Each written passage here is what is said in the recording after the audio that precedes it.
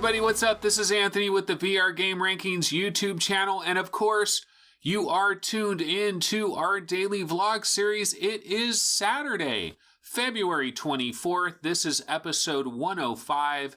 You might be saying, what is the deal? Why is this a Saturday episode? Because I missed Friday. As you guys may already know, there was no episode up yesterday. My apologies. Continued technical difficulties plagued my situation yesterday. I actually tried to record this show like 3 or 4 different times and just kept running into problem after problem after problem. And I finally decided, you know what, F it. I'm just not going to even try today on Friday, and I will try again on Saturday, and hopefully things will work out.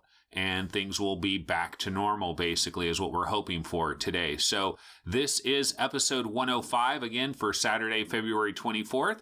And let's just go ahead and jump right into it, because we do have quite a bit of news stories on the docket and some pretty big news stories as well. And let's go ahead and start things off with HTC. Okay, so why is HTC in the news today? Well, HTC is in the news because they have been shuffling around their management, and they've kind of been going through a major transition right now where they appear to be converting from mostly a smartphone company into a VR company.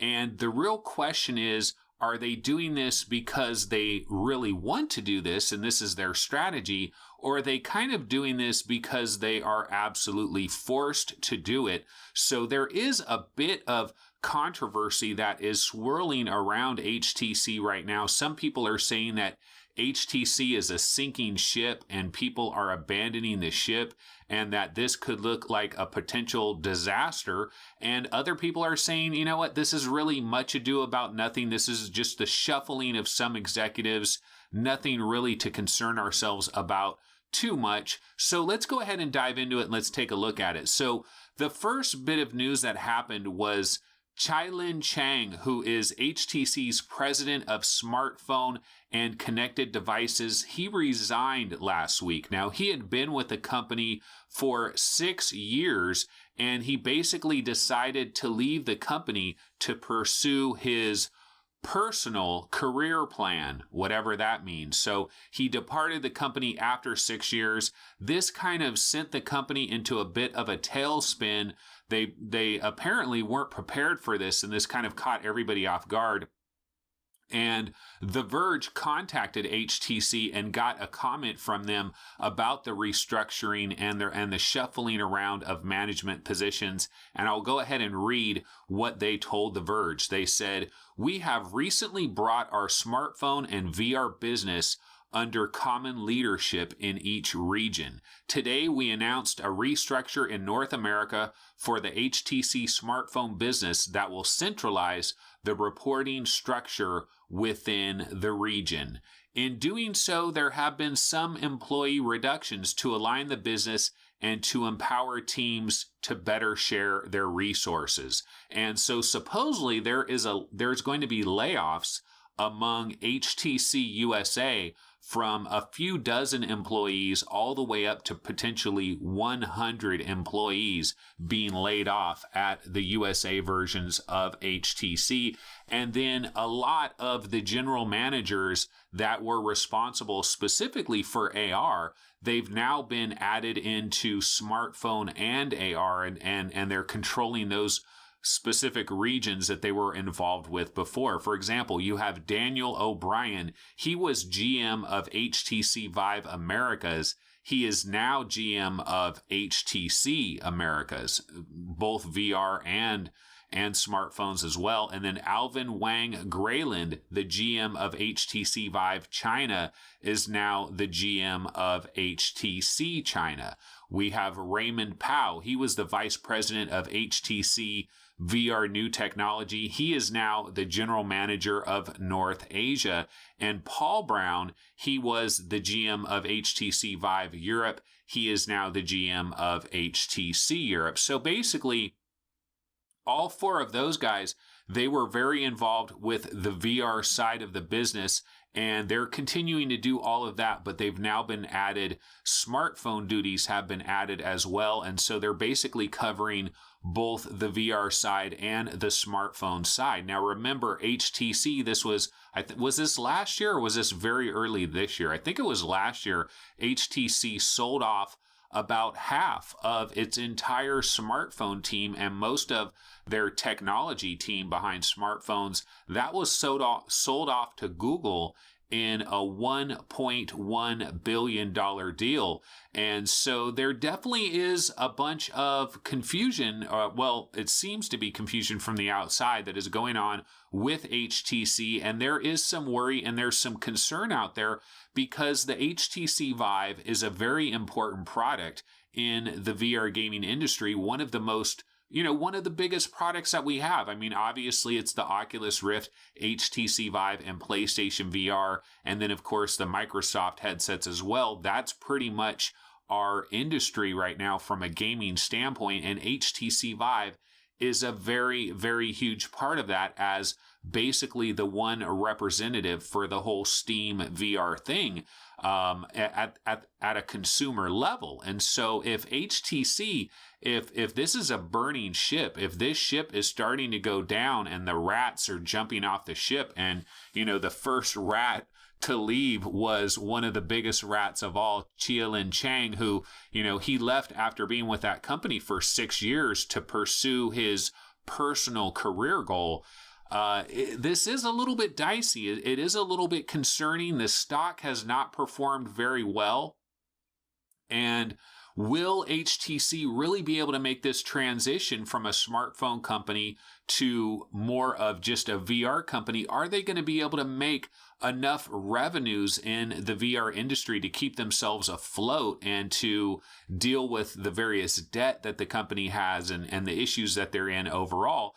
And there's a lot of comments that are going on about this on various subreddits about HTC situation. And I found one particular thread that was talking about this story, and there was one Redditor that had a relatively interesting comment. I mean, he's kind of going in a real negative way, but I thought it would be interesting to go ahead and read his comment, and then maybe we could discuss a little bit about it as well after that. So here is a comment from Redditor 0Z, and he's talking about all this reshuffling and the situation that it has developed into. Here's what he had to say. There's no way to spin this as a positive. It's incontrovertible that HTC stock has been plummeting since 2011. They've been forced to sell off significant parts of the company, including the bulk of their research and development team. And despite what they're saying in this article, there's rampant speculation in the industry that HTC won't field a flagship level phone after the U12, which means it might be reduced to selling low-end Android phones. HTC has been losing money, research and design engineers, and senior leadership. Vive fans would do well to wake up and smell the coffee. HTC's future is extremely precarious. Okay, so 0Z is really going down a negative road here, and he's saying, look, this is basically the beginning of the end, is pretty much what he seems to be saying about HTC, because he's saying that if they can't field another flagship level phone after their U12, that they're pretty much done. They're going to be stuck to selling low-end Android phones and then the whatever VR business that they still have. And that's not going to be enough to really carry this company and push this company forward. And so, we could be looking at a situation. I mean, let's just ponder the possibilities. What if HTC completely went under? So, I mean, let's examine a horror scenario for a second here. What if HTC completely went under? Well, here's the thing. If they did go under, what would happen is their VR division would be sold off. There would be a liquidation of assets. And so all of the VR rights to HTC Vive and all of that, that would be sold off. So some other company would come in, they would buy all that up, and they would take over control of basically the HTC Vive market. And so I don't think the HTC Vive as an entity would just completely disappear. I think another company would step in. However, this would really upset the apple cart, and it does definitely create some complications for Valve and for Steam VR. We were thinking that there were going to be a lot more Steam VR based headsets and that HTC wouldn't be the only game in town, but so far we haven't really seen that. Obviously, you got the Pimax 8K, which is technically a Steam VR headset. LG had a Steam VR headset that they've been completely quiet. LG has been as quiet as a mouse when it comes to their Steam VR ambitions. It's possible they don't even have Steam VR ambitions anymore. So it's a really interesting situation. I wouldn't go into any kind of a panic. Zero Z is saying that Vive fans need to wake up and smell the coffee. Yeah, HTC is in a precarious situation right now, but I don't think there's any danger for HTC. It's not like your headset is just going to disappear all of a sudden and it's going to stop working. You're still going to be able to play games on Steam. Now, one of the worries might be is if you recently bought your product and it's under a 1-year warranty and your warranty hasn't expired yet, and you need some type of service, if HTC went out of business, obviously that would be a bad situation. Although, depending on who picks them up, depending on who acquires it, it might actually end up being a better situation. We know how bad HTC's service has been regarded over the years. But anyway, definitely it is an interesting situation that is going on with HTC. We're definitely going to have to watch this very closely.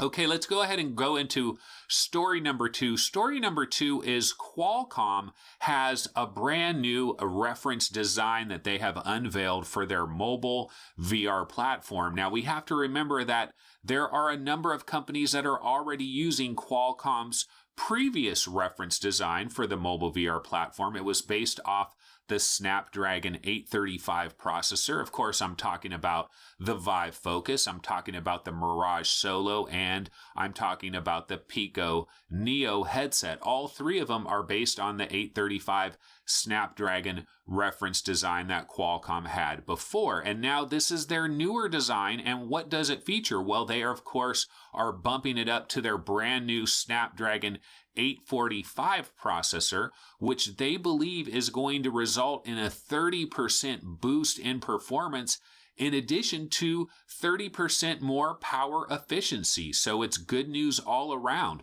More power for driving the games and experiences, but less power hungry, so the battery hopefully will last a little bit longer. But the two things that really jumped out to me about this particular reference design is the fact that we are getting legitimate foveated rendering in this new design. In fact, Qualcomm is using a solution that they call the Adreno foveation solution. So that is going to be featured. There are 2 cameras that are inside the headset that are actually tracking your eyeballs as they dart around looking at different things, providing the opportunity for foveated rendering, which should hopefully take some of the pressure off the 845 Snapdragon and allow for even more impressive visual experiences in the headset. The other major part of it is that this headset is going to be running at 120 frames a second, not the normal 90 frames per second that, say, the Oculus Rift runs at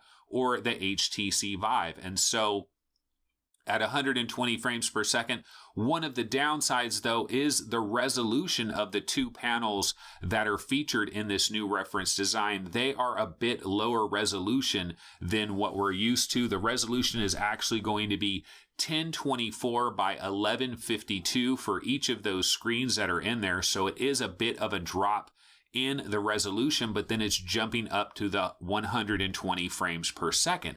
Now, whenever I think about 120 frames per second, I think of PlayStation VR, because technically PlayStation VR actually has native 120 frame support. There is a game Chorix, which is a real-time strategy game. It is the only PlayStation VR game that I'm aware of that runs at a native 120 frames. And I remember before Chorix released, there was a lot of excitement, anticipation about the arrival of the first native 120 frame game. And one of the things that people were thinking about with this is that maybe you could play Chorix for 2 hours, you take the headset off, and you have very little eye strain, very little fatigue, because it's running at such a higher frame rate at 120 frames compared to 90. However, I've actually never played Chorix myself personally, but everybody that I talked to right around the time of release, that was my number one question. Does it feel different? Does it look any different? Is there any real noticeable differences about it? And the general consensus that I got back from everybody that I talked to said that they don't notice anything. They don't notice any difference between Chorix and any other PSVR game, even though Chorix is running at the native 120 frames. So we'll have to see. Will this new reference design, it's including foveated rendering and 120 frames, will that matter in the grand scheme of things? I'm more excited about the foveated rendering, to be completely honest with you guys, because the thing is, we don't really have a mainstream VR headset that uses foveated rendering. Now, when are we going to get headsets that are using this new reference design? Well, likely we'll hear more about this reference design in the summer, and probably the first headset featuring this from maybe a third-party company will arrive in the fourth quarter of 2018. So we could have our first mainstream foveated rendering headset, and I think it's good to get it out there. I want to see, what is foveated rendering all about? Does it really live up to all this hype? Is foveated rendering something that we're going to see in every new headset going forward? I would like to see this, very interested in that. So that is Qualcomm's new reference design. Okay, I have a couple of announcements in regards to games, some updates and some new games coming. And the first announcement is Gorn. Fan favorite Gorn is getting a major update, and it is also on sale. So there is a new update coming to Gorn. Actually, I'm not sure if this update is already available starting right now, but it is known as the Giant Update. And what it's going to include is there's going to be a special enemy known as the Giant, which is this new champion for you to battle. And it is a huge monstrosity of a creature that you're going to have to deal with. But not only do you deal with this giant dude that you're going to have to battle, but he has a little guy sitting on his shoulder named Mitch, a little bow arrow shooting guy that is sitting on his shoulder. And this is a guy that you're going to have to battle and take on in Gorn. And then there's also a bunch of new weapons that are coming in this update as well. You have a huge great axe, a chain blade, a throwing shield a la Captain America, a hand-mounted crossbow, and a massive greatsword. Apparently, this massive greatsword is something that a lot of fans have been asking for. It's been one of the most requested weapons, and they are going to bring that to the game as well. There's also a brand new arena, which is larger and has environmental hazards spaced strategically about the arena that you're going to be able to fight in. And another bonus for Gorn is they've added a low violence mode. And if you activate the low violence mode, it turns all of the enemies into kind of like a paper mache version of the enemies, or almost like a wood, like the enemies are made out of wood or paper mache or something like that. They're almost like piñatas. And in fact, when you smash these enemies and they explode, instead of exploding into pools of blood and showers of blood that spray everywhere like a Saturday Night Live sketch gone wrong, instead of doing that, candy basically explodes out of them. It's kind of Viva Piñata. Gorn is doing a crossover with Viva Piñata, basically this low violence mode. You know, we've all wanted to let our 5-year-olds play Gorn, of course, and so now they're going to have the opportunity. So if you have a 5-year-old that you've just been dying to let the kid play Gorn, well, here is your opportunity. He can now play Gorn. Now, the game normally goes for $20, $19.99, but it is on sale, 25% off. You can grab it for $15. The sale runs through Monday, so it's only a couple more days because this is a Saturday show, and it's also going to be up very late on Saturday. Most people probably only seeing this on Sunday, so you really only have 2 days left if you want to grab Gorn at that discount price. So in other game announcement related news, we have a follow-up to Assetto Corsa. So this is going to be coming to Steam's early access later this summer. It is called Assetto Corsa Competizione, which I might be mispronouncing a little bit. Now, this, of course, is coming to us from Italian developer Kunos Simulazioni. I'm not too good at this, and I am Italian, so I should be able to do this. Kunos Simulazioni is coming out with their newest version of Assetto Corsa. Again, it is going to be arriving this summer to early access, and one of the big upgrades that this version of Assetto Corsa is going to feature is they are making a move to Unreal Engine 4. Now, I'm not sure exactly what engine Assetto Corsa, the original one, ran on, but now it's switching over to Unreal Engine 4, and some of the benefits of this is that Unreal Engine 4 will enable rain. It's going to enable night scenes. It's going to enable a 24-hour lighting transition system. And it's also going to enable dynamic weather. So we'll have to see how all of that features. Of course, one of the concerns there is, well, this is more in the earlier days of VR, more last year and in 2016. One of the things that I always noticed was if a game ran in Unity or if a game ran in Unreal, typically if the game ran in Unity, it ran better. That was just a general observation that I've made in 2016 and 2017. Unity games just seem to run better and perform better. But Unreal has made a lot of improvements recently, and I don't know it's so black and white like that anymore, but there could be a bit of a concern here where if you had a particular level of a PC gaming rig and you ran Assetto Corsa absolutely beautifully, well, now it is switching to Unreal Engine 4. It's possible you might need a slight upgrade to your PC gaming rig to get that same kind of level of performance, because it seems like Unreal Engine does demand a little bit more power to run some of these games. Just something that I've kind of noticed off chance type of thing there. But yeah, we'll have to see whether or not this version of Assetto Corsa will really be that big of a difference over the regular version and how excited people are for this. But this is one of the best racing games that we have in VR. I mean, a lot of people play Project Cars 2, the original Project Cars, Assetto Corsa. You got Dirt Rally, of course. And then if you go to the PlayStation VR side, you have Drive Club VR and you have Gran Turismo Sport.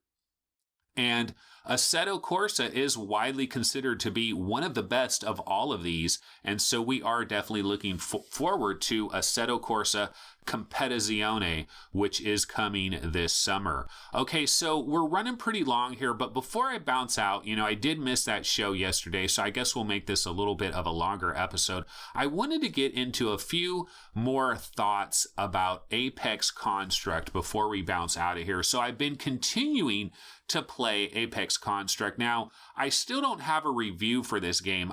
What I like to do in terms of reviews is I like to really marinate with a game for a while and kind of feel like I really have a feel for a game before I go into that review category. And sometimes you don't have to spend a ton of time with an individual game before you get to that kind of familiarity with it. But for me, Apex Construct, I still don't feel like I'm completely at a point where I can give like a final judgment on this game, but I do have some additional thoughts on it. So the last time that I talked about it, one of my main concerns was the snap turning and basically the controls in general. And I pretty much said that I really couldn't completely endorse or recommend the game at its $30 price point with the problems that it had at that time. And as far as I'm aware, these problems are still existing. Now, I know the developer is interested in updating the game and possibly revamping the snap turning system, which is basically the number one problem that I have with the game.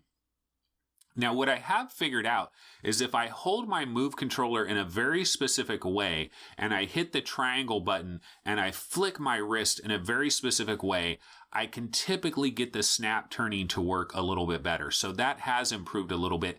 And then what I've actually been using even more than snap turning, see, if you just hit the triangle button on your right Move controller without flicking your wrist at all, what it does is it does a 180-degree flip. So if I'm facing this direction and I hit that triangle, then boom, I'm facing exactly in the opposite direction. So one of the things that I've noticed as I've been playing Apex Construct, it's almost easier for me to look in the exact direction that I don't want to be in and then just hit the triangle and do a 180-degree flip rather than trying to do the snap turning. Now, hopefully, eventually they'll fix the snap turning and it'll be easy. You'll just hit a button press and cycle through the turns faster, kind of like in Skyrim. Like, I had absolutely no problems playing Skyrim. The snap turning in that game worked absolutely fine.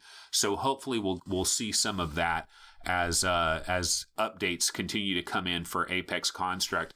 Another little negative I have with the game is like from a combat standpoint. So the game seems to be set up in a certain way where you will have a lot of slower exploratory moments where you're kind of going through the levels, you're exploring, you're looking at stuff, you're finding stuff. It's almost like a BioShock type of thing because it's almost like the world of Rapture or something. Something has happened to this world. There's nobody around anymore. It does have a little bit of that flavor. And so you're kind of exploring the environments. You're hacking these computer terminals. You're reading little stories that are in the computer terminals. Sometimes there's audio logs that are in the computer terminals. So you kind of go through these slow moments. Then what'll happen is the music will kick up. And all of a sudden you'll hear this action music will start up. And that action music is a dead giveaway. It lets you know, okay, right now, combat time. So here is combat time. And I know the developer's doing that on purpose.